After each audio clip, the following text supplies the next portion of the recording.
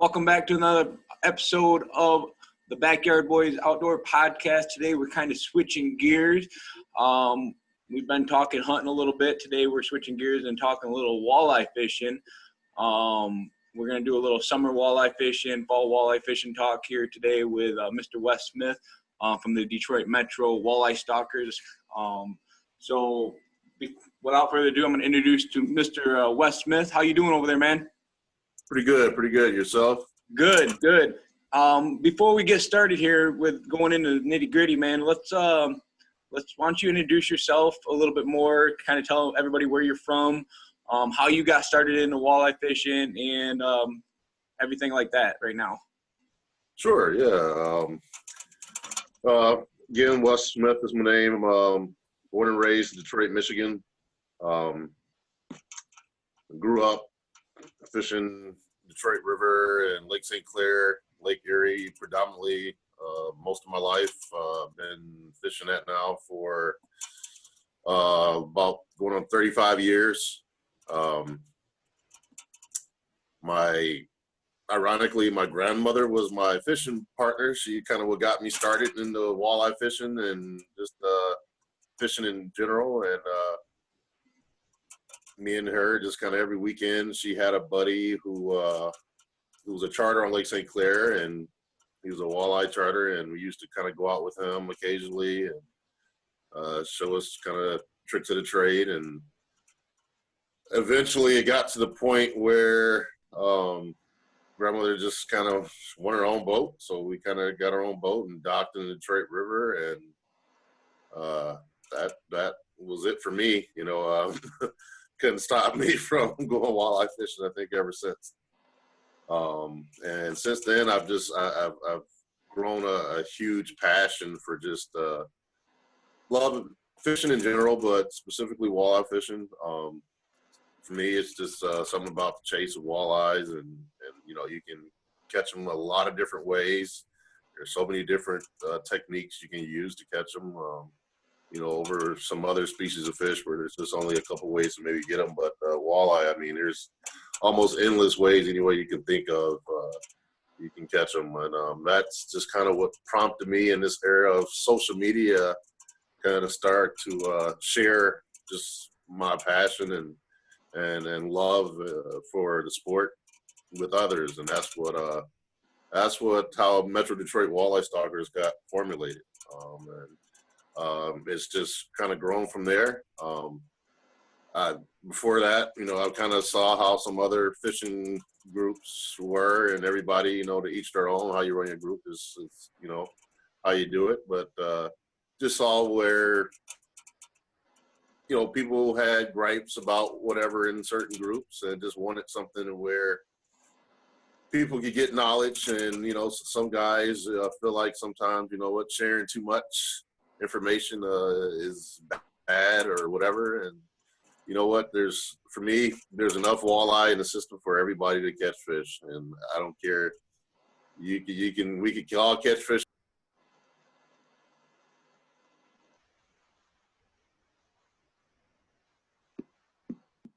System, that's just, it's the less amount of walleye. So Yeah, so while we're on the topic of your Facebook page there, why don't we go into deeper knowledge of so what are people sharing on the page? What are you sharing on the page? What's happening on that page? One, not only sharing more in-depth detailed reports about, where, how, techniques, about how to catch fish. Also, I'm truly big on, taking back and giving back to the community, and making sure that the community can be involved in this sport as much as possible. We do a lot of, I've hosted in the past few years several events for veterans. My day job, I run and manage the AIDA clinic at the Department of Veteran Affairs in Ann Arbor. So my big daily life takes a big part of helping our veterans. And so I have kind of a special place in my heart for just kind of giving back to them. And so I love to kind of host events to be able to get those guys out on the water. I see guys every day who, they maybe haven't ever been fishing or it's been years since they've been out, and just want the camaraderie. So that's something I can provide. I do a lot of events like that. This past weekend, we just hosted an event right here in my backyard in my home lake, a Fort Lake in Belleville here in Washtenaw County, and pretty good turnout. I think these are a couple lakes. The inland lakes are highly overlooked for some of the really good walleye fishing. But it was a great turnout. I think we ended up with 16 boats. 13 boats brought in fish. I think a little over 14 pounds for 5 fish won it. So, which is a pretty good bag for summertime walleyes on the inland lake, So it, and just the camaraderie of just getting guys together who, normally may never have gotten together or met someone. The group has grown. I started this group back in 2020. So 2017, I started Detroit Metro-Walleye Stalkers, and now we're growing to a little bit over 7,000 members. And it's just, it's been a good thing. I've led a lot of amazing people. It's taken me a lot of places in search of walleyes, and just it's been great. Good. Yeah, I know. I've loved the page, man. You do a great thing with the page. I know you do a great thing with giving back as well. Again, that's kind of how I met you and everything. And dude, I mean, just the information that you have on the page that you put out there. I mean, most guys won't even give up their location of fish, and you are true. I mean, you will tell people exactly how to catch them and everything, and it's great. I love it. And I think that needs to happen more. I tell people a lot. For me, it's I can't tell how many guys have sent me messages of, I was able to take a family member out, or my son or daughter or whoever, and catch their first walleye. I mean, for me, that's kind of what it's all about. It's enough fish out there. You do the research, especially on Lake Erie. There's a little estimate of 80 million plus walleye. There's just so many. It's a lot of people get a little inner feelings about sharing spots and information, and that's one place where I just don't see it. It's not an issue. I would share in a heartbeat, and for anywhere for the most part, outside of a private lake or private property or something like that. But public water, public land, it's enough. It's all put there for us to all enjoy together. Yeah, I agree, man. I love that. So, well, let's get into a little bit of summertime. Well, we're starting to really hit summertime. Matter of fact, I think last weekend was our first day of summer. It's starting to heat up a little bit as far as the air temperatures. So if we're going out summer walleye fishing, let's start on Erie. If we're going out summer walleye fishing on Erie, what are we looking for? What are we doing? What do we need to know? This time of the year, water's warming up. Water temps are typically going to be in the 70, 80 degree range. As water temps kind of warm up, if you're a trolling, you need to think about trolling faster. The faster the better. Walleyes are predators. They're going to chase their bait no matter what. A lot of guys, I can't tell you, and especially if you're trolling crankbaits, I typically won't. I start at 2 miles an hour trolling crankbaits on Erie in the summertime. Typically, in very few reasons and occasions, I would go under 2 miles an hour. And as fast as up to this year, this past year lately, I'm up to 3.5 miles an hour. You can catch fish. And this time of year also is big. I'll say this: if you're a guy or a person who doesn't mind using live bait in the summertime, especially in Lake Erie, is a good producer of some really big fish. A lot of guys don't like getting the dirt and worm stuff in their boats and all that good stuff. There's a good alternative is using spoons this time of year. I do a lot of spoon fishing. It's easy, it's simple. You can run them several different ways. I typically run them off of dipsy divers or small divers. You can just run them off of those, or offshore makes a tadpole diver, any type of diving system, and just run a lead in a spoon. It's guaranteed that you catch fish.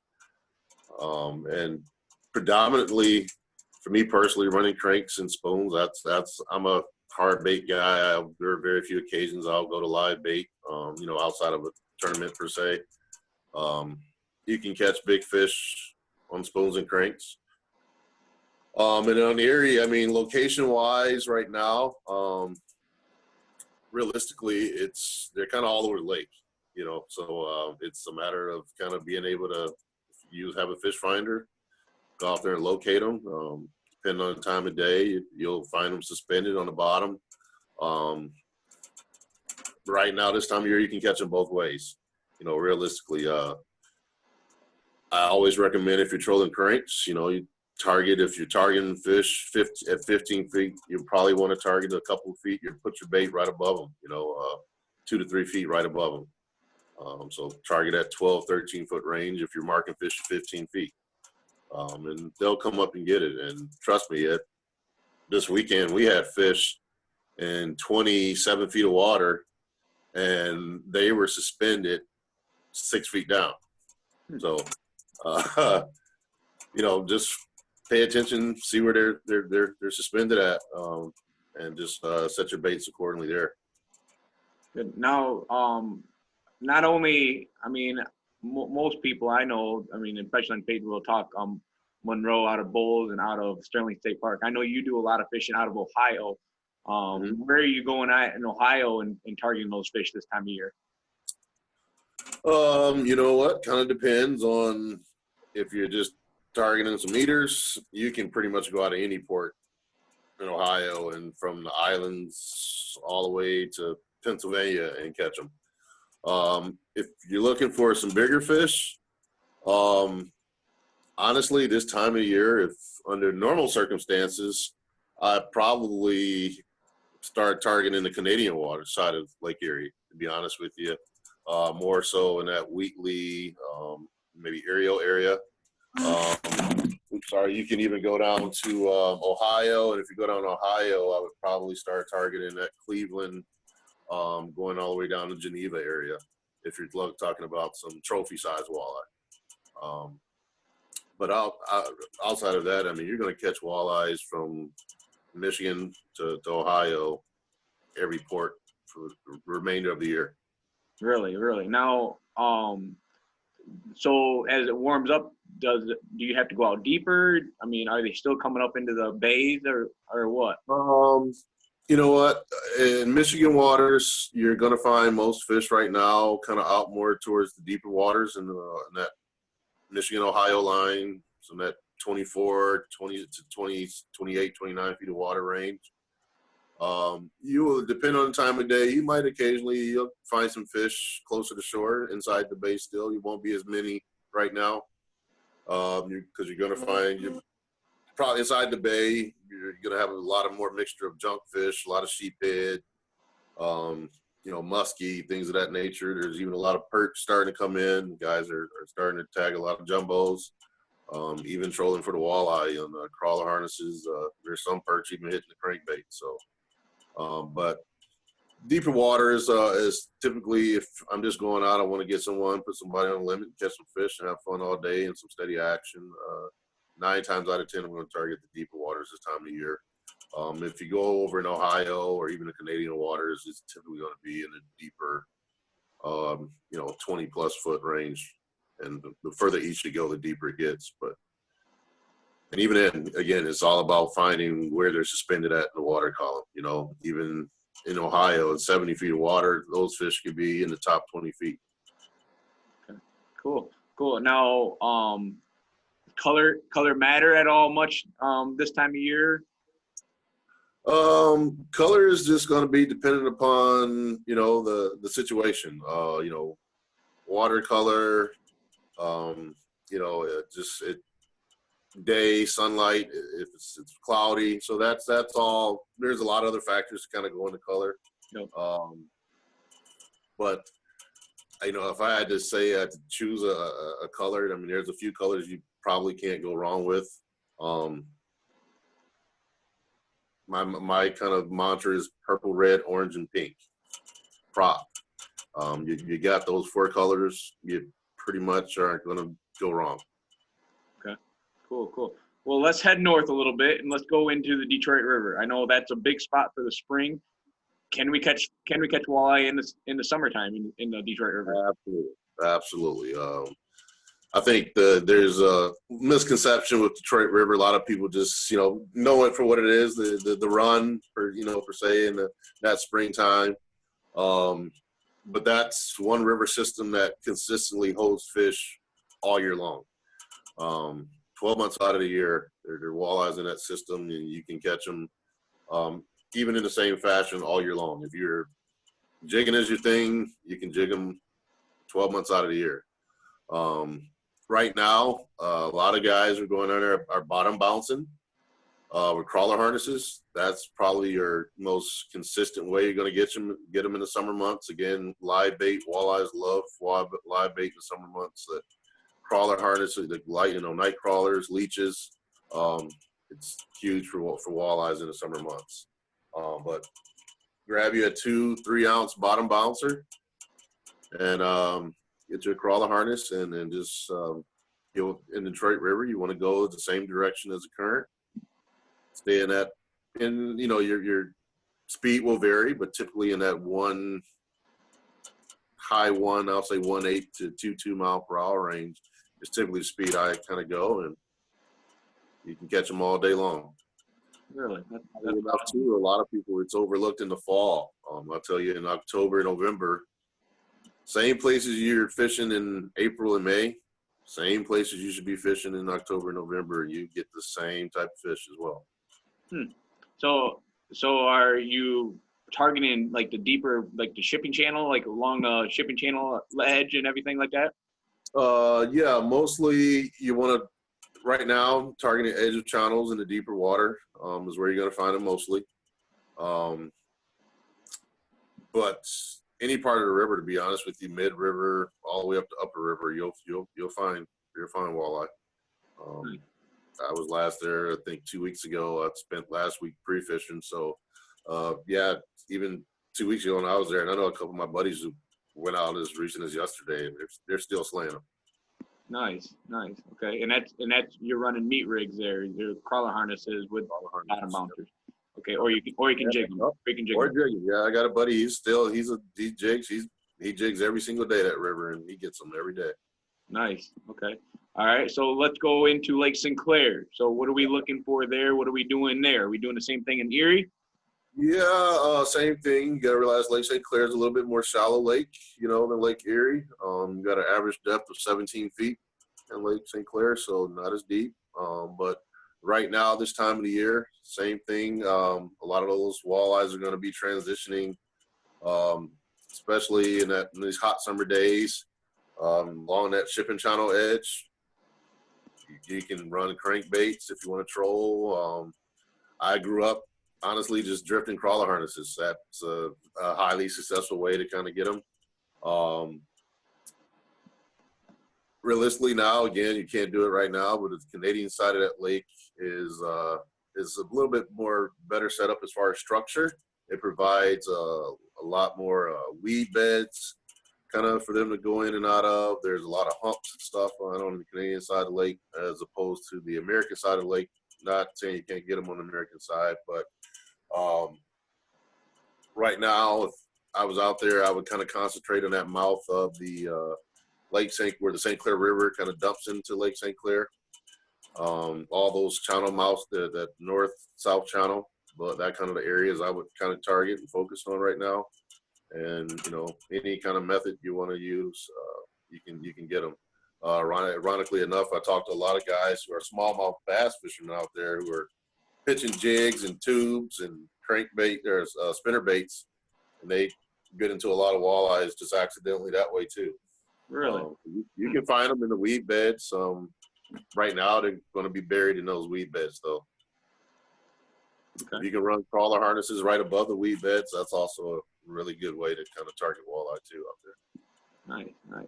All right, so let's go up to the Saginaw Bay, okay? Because we're kind of moving our way up to the north there. Again, this whole area is just loaded with walleye all the way up. So I know you're familiar with the whole area. So if we're on Saginaw Bay, where are we putting in at? Where are we looking? What are we doing?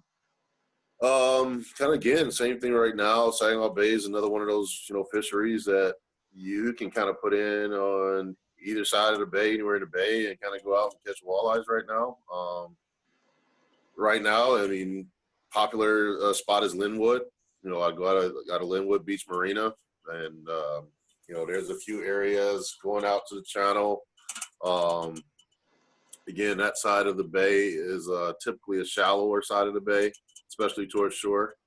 So you're going to find, a lot of depths in that 9, 10, up to maybe 20-foot range. But if you go further, further north and, you start getting that Alpena area, you'll find a lot of the deeper water. There's a lot more structure there. A lot of guys, use different techniques, especially in that part of the bay. A lot of casting for walleyes, a lot of rip wraps, shiver minnows. Is really productive this time of year in that area, just because you got a lot of under rock areas and boulders down up that Alpena area. So that's really productive because they're just trying to pin that bait to those boulders underneath the water is what they're doing. But the bay, I mean, you can go out. A lot of guys are even trolling that mouth of where, Huron, and you're going to get that's much deeper water. So you're going to get probably a mixed bag of fish, even if you get some walleye. But a lot of lake trout, salmonoids mixed with walleye. But Saginaw Bay is a phenomenal fishery. It's I think a lot of overlooked because of, Erie gets a lot of the attention, typically over Saginaw Bay. A lot of people also kind of, I think, just tag Saginaw Bay as an ice fishery when it comes to walleye, which is amazing ice fishing when it comes to walleye. I spend a lot of my time on Saginaw Bay during the ice season. Just because, you kind of hit or miss when you get ice on Erie, and even still, I probably split half my time between both places just because it's just an amazing fishery as well. Good, good. So you said Saginaw Bay is a little shallower down near the Linwood area.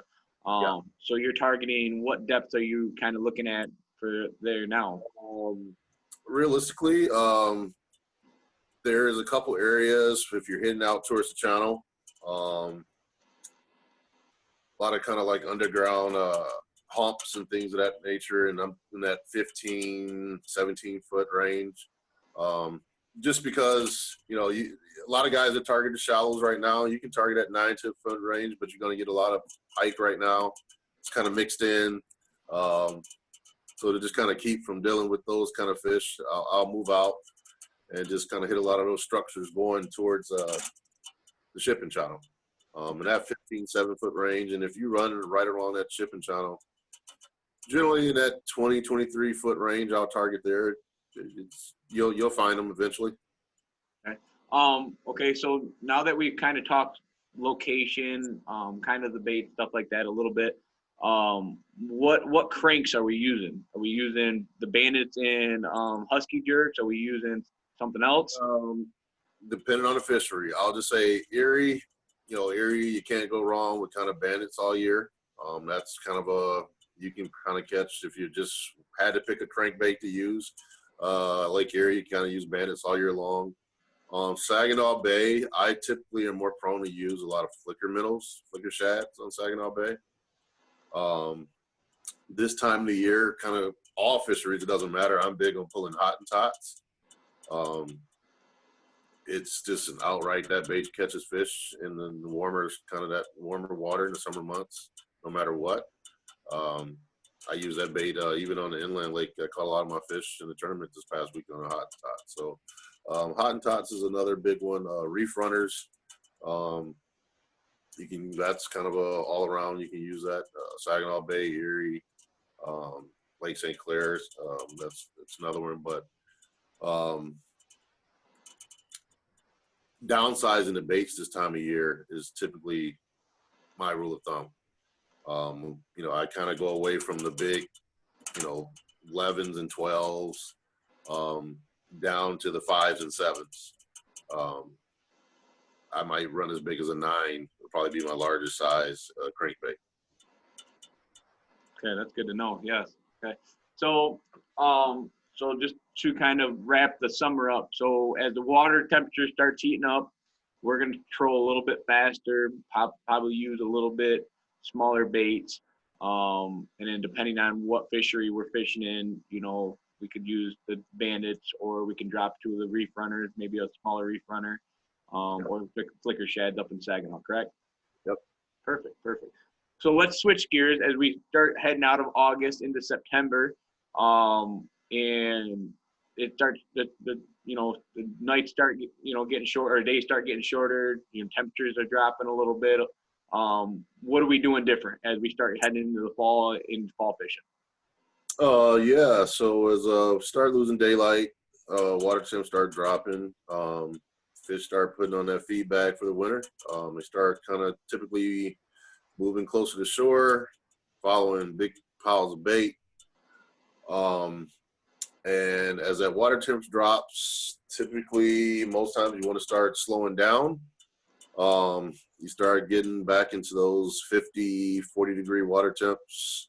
I start to come down under 2 miles an hour for the most part. Typically in the fall, you're going to end up doing a lot of evening fishing, especially if you're kind of looking for the bigger fish. And they're typically right at the shoreline at night.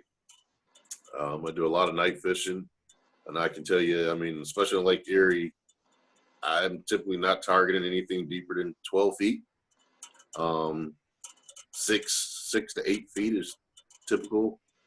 And I'm generally not more than 200 yards off the shoreline fishing at night on Lake Erie. In the fall, I started switching to bigger baits. Started, going back to the bigger baits, the 12s, 14s. On Lake Erie, I'm big on using P10s, bandits. There's a couple new baits this past year that I've kind of put in the rotation. The Walleye Nation Creation Reapers have been a big producer, so I've started using those. What you'll also find, and this has happened on Erie on a few occasions, the bandit generators have outproduced regular bandits on occasions, more specifically in dirtier water. And I just think simply because, not just because of the glow thing, but the bandit generators, a lot of people don't realize, have an extra rattle over the regular bandit, so they're a little bit louder than a normal bandit. They have proved to be a producer on those really dark, cloudy, and muddy water condition days. But size, Rapala came out this last year with size 14 Husky jerks, a little bit bigger bait, profile bait. You don't have to let out as much line to get them to dive as deep. And those have been a big producer too. They were a big producer all kind of early spring, late fall last year. And I think will be another go-to for this fall as well. Cool. And same with Saginaw Bay and Lake Sinclair. Do you fish those much in the fall? Same premise. Again, fish are going to move shallow. Mostly, and towards the evening and early mornings, you're going to find right towards the shoreline. You don't have to go out far. And again, bigger profile baits, you're going to have to slow it down. And you're pretty much guaranteed to put some fish in the box. Like I said, those fish are trying to feed, and if you see on your screen big schools of bait, you can see big walleyes going in and out of them, and that's kind of what the game is. What's the typical speed then come fall? Come fall, I'm typically going to drop down. Again, depending on the water temp. If it starts going down to that 50-degree range, I am going to come down to just under 2. So I'll drop down to that, typically the end of that 1.6, 1.8 range. As it starts to cool off even more, I'll go down that 40-degree range. I'll start to get kind of under 1.5. As it gets in the 30-degree range, I'll go down to under 1 mile an hour, typically in that 0.7 to 1 mile an hour range. Okay. And then, so Erie produces, I mean, this year we're, pretty much fishing Erie because there was no ice on it at all. So are you fishing into December and all that as well out on Erie? Absolutely. And there is some amazing, if you can get it, if we can get the weather where there is, relatively no ice and still open water in December, late in December, Michigan waters in Erie are just absolutely amazing for some trophy walleye fishing. I mean, you easily get a limit of 8+ pound fish in December, January, and especially in Michigan waters of Erie. They just come load up, and a lot of people don't realize too, and most of us, we never get the chance because typically we have a lot of ice on Lake St. Clair. But if you were able to get out and jig the Detroit River a lot sooner than that April, March, those fish are stacked and loaded in there in January and February. Just generally there's too many ice flows to where it's not safe enough to get out there. But I'll say this, if Detroit River froze over completely, I probably wouldn't ice fish anywhere else. And I don't know. I don't know if I'd trust it. Yeah, that's what I say. If it froze over completely, I don't think we'll ever have that opportunity. But I think it would be it would just be an amazing ice fishery if we were able to. Cool. All right, well, let's switch gears a little bit as far as east side of the state, as far as like the big lake and then the river. Inland lakes. I know you fish a little bit of inland lakes. I don't know how far in you go, but I do know you do fish some inland lakes. So if I'm fishing some inland lakes that have some walleye in it, what am I looking for? What am I doing different than what I would do out on Erie? Yeah. So my big thing on inland lakes for walleye fishing is, again, you really have to be. I'll say you just have to really simplify it. It's not hard, and that's what I think a lot of guys, especially if you're primary used to fishing a Lake Erie or a Saginaw Bay, inland lake walleye fishing is simple. This past weekend, I mean, one of my best techniques was just pulling a slow depth hook rig off of a bottom bouncer. That was it, and a leech. That's it. Actually, we came in second place with a little over 13 pounds, and most of our fish came off of just jigging a regular antifreeze jig with a leech on it. That was it, and just casting it and just kind of jigging it back. Were you jigging over humps or looking for different we were jigging bridges, so just kind of bridge structures. One that just kind of, they were on a drop off there. It was fish were kind of sitting, jigging about 18 foot of water, and they dropped off to about 24 foot of water, and those fish were just kind of sitting on that drop off and just able to kind of cast and jig back and just a jig and a 5/8 ounce jig and a leech. That was it. And that put a lot of fish in the boat. And then I said, trolling some slow depth hook rigs just off of a bottom bouncer, a 2-ounce bottom bouncer. Put a lot of decent sized fish in the boat. Then we also found a real shallow water bite, which, a lot of people would probably overlook. It was a really hot day. It was 85 degrees outside. It was sunny. Water temp was just at 79, just below 80 degrees.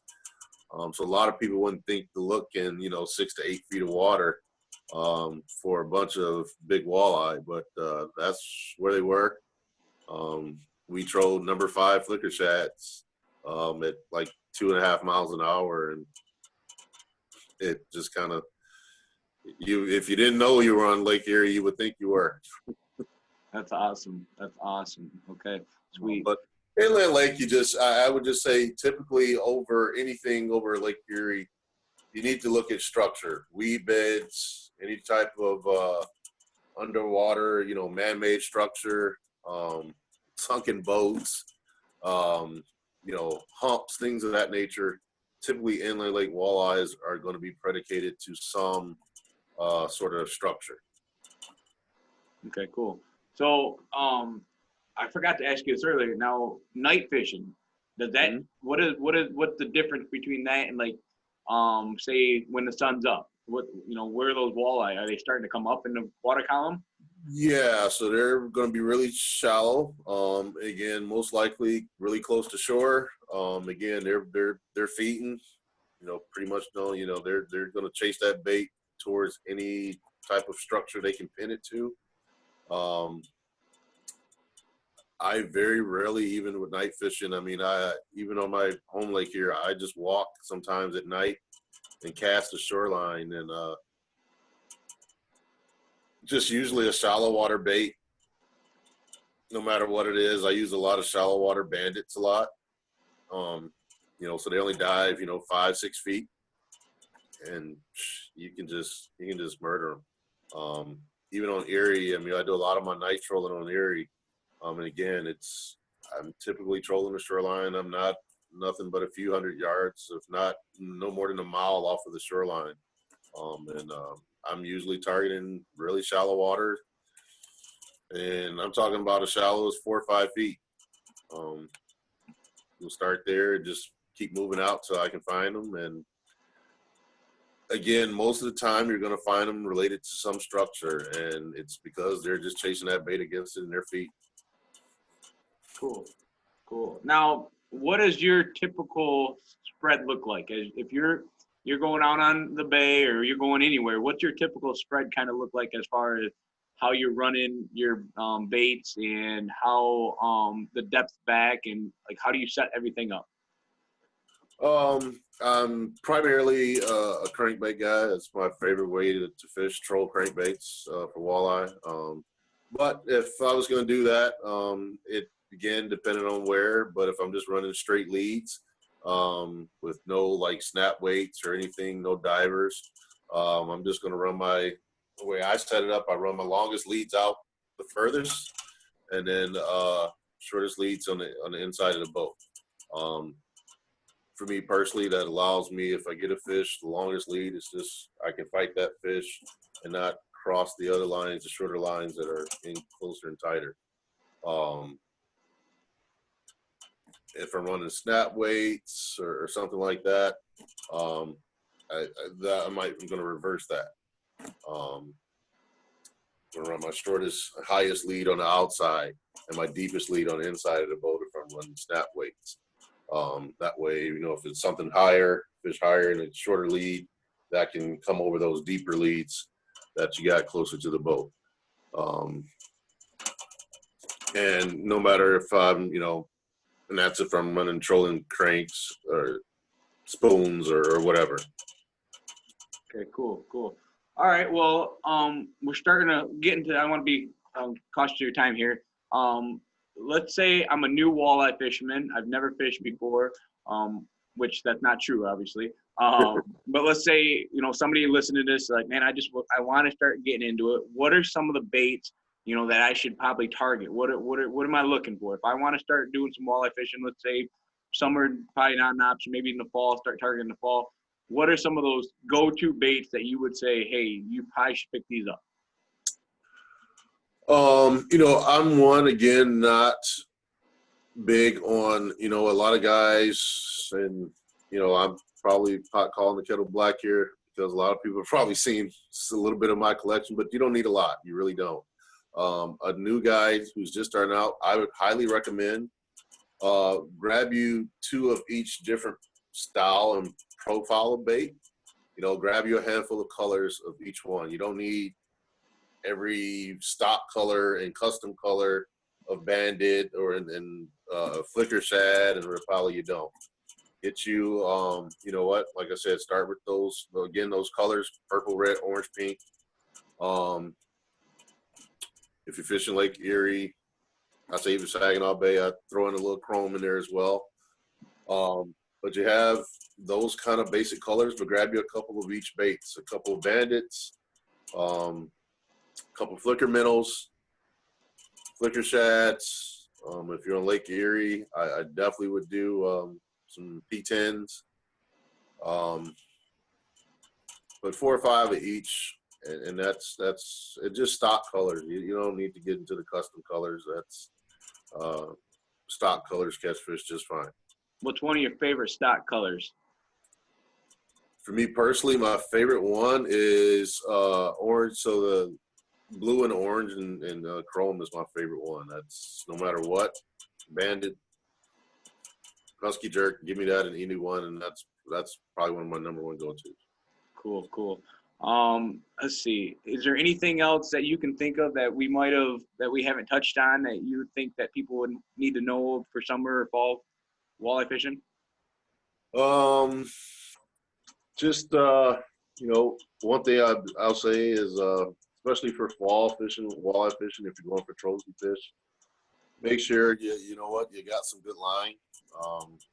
10, 12 pound tests. Me personally, I just because I utilize the precision trolling data app a lot for using so many different baits and knowing what depths to run them at. So all my reels are aligned with 10 pound Trilene XT. But have some good line, because a nick, just one nick in line, can cost you a trophy fish of your life. So that's one thing I tell guys. Me personally, just because of how much I fish, I change my line out 3 or 4 times throughout the year, and even more if I do any tournaments. So, but just a normal person starting out, if you weekend warrior, change that line. If you've used that line all year long, when it comes to the fall, you're trying to catch you a trophy, put you some new line on. You won't. You'll end up regretting it if you don't. Cool. One other thing I wanted to touch on a little bit. I know you do a lot of tournaments and stuff. The one big one that I always see is the Fall Brawl. Why don't we talk a little bit about the Fall Brawl a little bit? I think the deadline's over, but just in case somebody might want to do it next year for spring or whatever. Yeah, nope. The deadline for this year is still not over. You can still sign up. It's to me, I've done it now. I've done a Fall Brawl for the last 5 years now. It's a really fun tournament. It's ran out of Ohio. It's based out of Erie Outfitters down in Lake Sheffield, Ohio. It's a great bait shop. Tons of great selection there. But what it is you got from October, typically to mid-October, usually it's like October 18th to that very first Sunday in December is typically when it ends. And so you have that time to go and fish Ohio waters of Lake Erie is what it's restricted to. But you can fish as much as you want. And at the end of it, when it's all said and done, typically the top 5 people who have the biggest walleyes win a prize. The last year, I think it's the first year, no, last 2 years, they've made it. The first 2 places have won boats. Some pretty nice boats. No Warrior and Hughes Craft last year. And then you get some pretty nice cash all the way down to 5th place.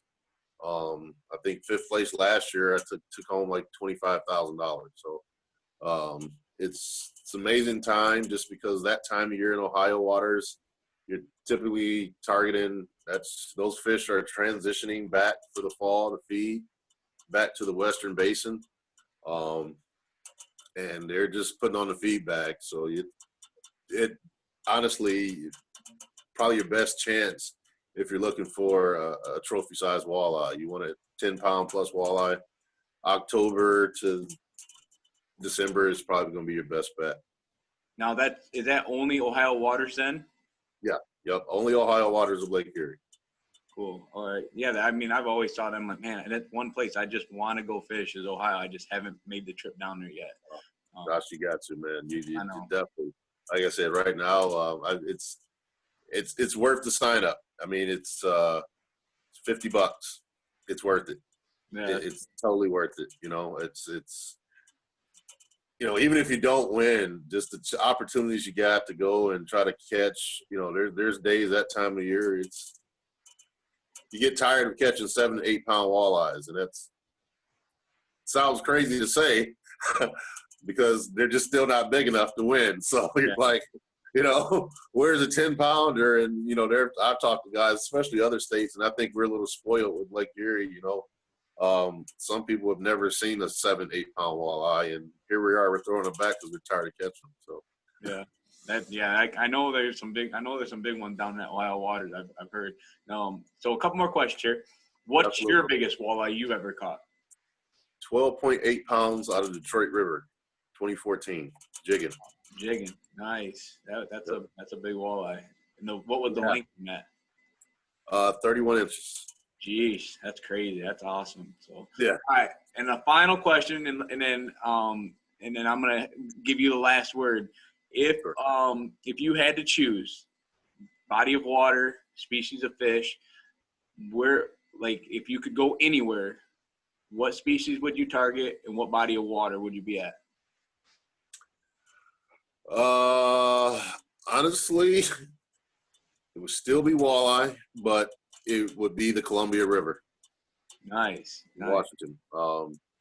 That's always been kind of a dream fishery of mine to go and target. I mean, there, we 17, 18 pound walleyes are common to catch there. And that would be amazing to catch for me personally. So yeah, that's what that would be for me. That'd be insane. Yeah. Dang. All right. Well, where can people find you?